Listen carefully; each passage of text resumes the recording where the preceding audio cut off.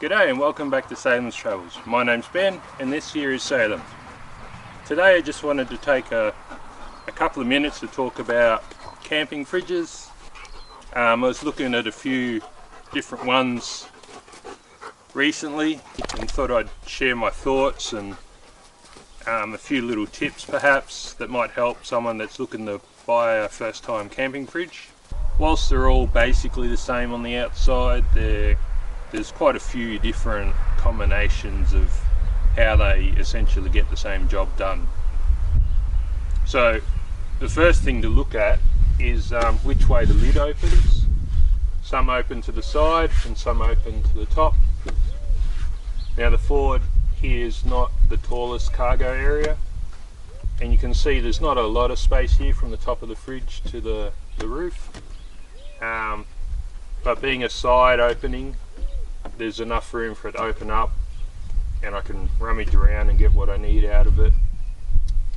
If it was a lid that opened from one end, there's just not enough roof space to open it all the way, and I'd have to always hold the lid open to get access to what's inside, which is not a big deal, but you know, if you're going to spend a big chunk of cash on a fridge, you might as well get one that's going to work for your situation.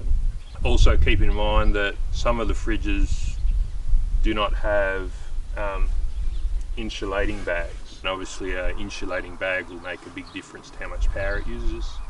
Also keep in mind that not all fridges have an internal light. Also not all fridges have an electronic temperature control. Some of them will have just a dial, which works perfectly fine. And whilst personally I like the dial better because there's less things to go wrong, it does make setting the temperature a bit difficult, especially if you've got hot days and cold nights. You tend to find that the fridge will either be too warm during the day or freeze everything during the cool night temperature. So the other thing to consider is how that fridge cools the interior.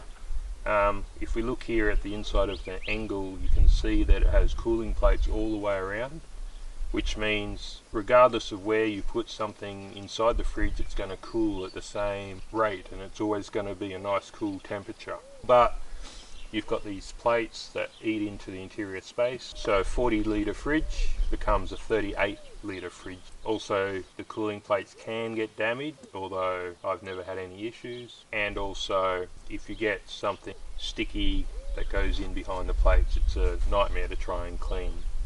Another thing to keep in mind is some fridges have a dairy section which doesn't seem the same cooling as the rest of the fridge. You really want to know if you're going to use that, because if you're buying a 40 litre fridge and you don't use the dairy section, you're sort of losing all that space and you can't really do anything with it. But the two obvious choices are usually the Engel 40 litre and the Waco 40 litre.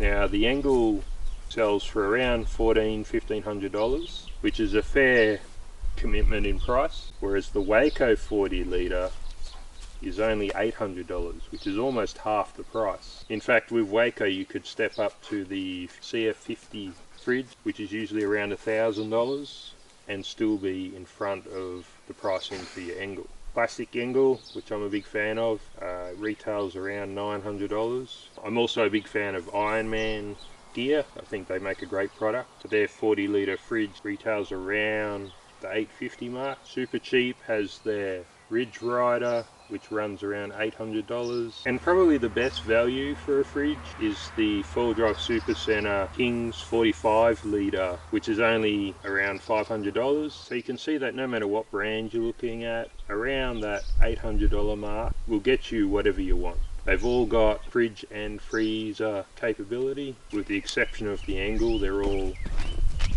a polycarbonate casing.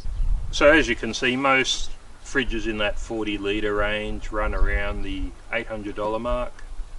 It really just comes down to what fridge suits your needs best.